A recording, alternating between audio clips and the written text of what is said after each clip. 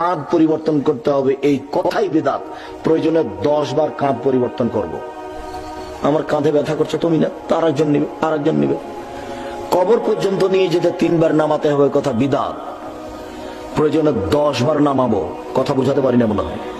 নিয়ে যেতে পারছি না, নামিয়ে রাখলাম, কিছুক্ষণ পরে আবার নামালাম, 20 বার নামাবো প্রয়োজনে, তাতে কি আছে। 3 বার নামাতে হবে, এই হিসাবে বিদআত। কেউ আগে যেতে পাবে না, এই কথা ঠিক নয়। যার যেভাবে ইচ্ছে সেভাবে যাবে। ওখানে গিয়ে কেউ বসতে পাবে না, খাটলি না রাখা পর্যন্ত, হাদিস ঠিক নয়, হাদিস রহিত। কাজে যে যখন গেছে সে তখন বসবে। লাশকে কবরে ঢোকাতে হবে যেদিকে পা থাকে সেদিক থেকে। মানে কোন দিক থেকে হলো তাহলে? দক্ষিণ দিক থেকে। কথা বুঝতে পারেন না মনে হয়। কেবলার দিক থেকে লাশ কবরে ঢোকাতে হবে না, দক্ষিণ দিক থেকে লাশকে কবরে ঢোকাতে হবে। ঢোকানোর সময় বলতে হবে বিসমিল্লাহি ওয়া আলা মিল্লাতি রাসূলিল্লাহ সাল্লাল্লাহু আলাইহি সাল্লাম। চিৎ করে লাশ রাখা যাবে না কবরে, গোটা লাশটাকে কবরের দেওয়ালের সাথে লাগিয়ে দিতে হবে কাত করে। মুখটা কেবলার মুখে করে দেওয়া বিদআত। গোটা লাশটাকে কি করতে হবে?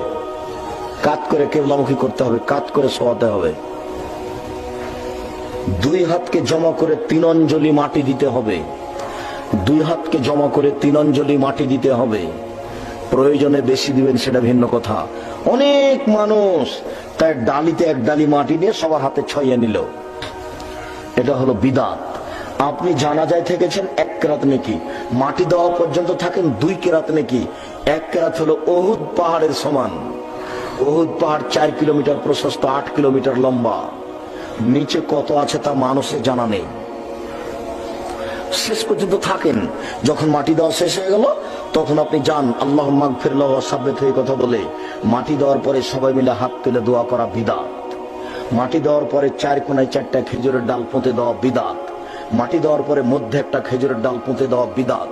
শুনুন, কোনো কিছু চলবে না। সরজমিন থেকে অর্ধ হাত কবরটা উঁচা হবে। কবরটা 2 দিক থেকে ধারাবাহিক ভাবে উঁচু হবে, 2 দিক থেকে ধারাবাহিক ভাবে উঁচু হবে, মাথার দিক ধারাবাহিক ভাবে ঢালু হবে। এ হলো কবর। সরজমিন থেকে অর্ধ হাত উঁচু হবে। কবর একটা না 4 কোণা হতে পারে, বা কবর একটু যাওয়ার পর একদিকে ঢুকে যেতে পারে। আমার কথা বুঝতে পারলেন না মনে? একটু খনন খোঁড়ার পরে একদিকে চলে যাওয়ার নাম লাহাদ, আর সরাসরি নিচে চলে যাওয়ার নাম হলো শিক। লাহাদ বেশি ভালো শিকের চেয়ে।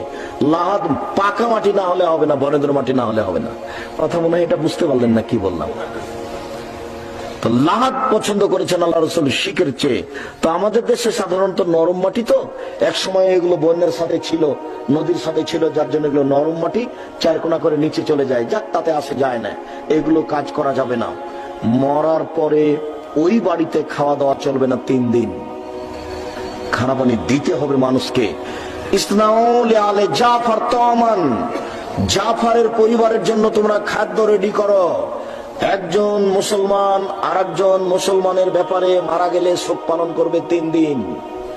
স্বামী মারা গেলে শোক পালন করবে 4 মাস 10 দিন। স্বামী মরার সাথে সাথে নাক ফুল খুলে দেওয়া হিন্দুদের নীতি।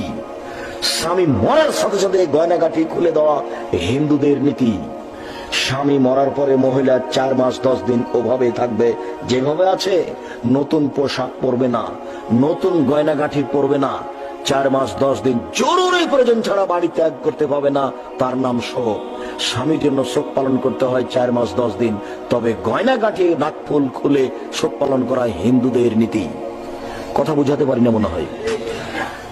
প্রায় জনই 1,99,999 জন মহিলা স্বামী মরার সাথে সাথে কি করে?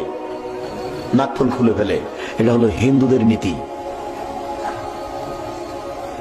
এটা হিন্দুদের পক্ষ থেকে এসেছে। 4 মাস 10 দিন মহিলা যে অবস্থায় আছে ওইভাবে থাকবে। কথা কি বুঝাতে পেরেছি? 4 মাস 10 দিন নতুন পোশাক পরতে পাবে না, নতুন কোনো গয়নাগাঠি ব্যবহার করতে পাবে না। 4 মাস 10 দিন জরুরি প্রয়োজন ছাড়া বাড়ি ত্যাগ করতে পাবে না। যতই অসুবিধা হোক, তার নাম শোক পালন করা।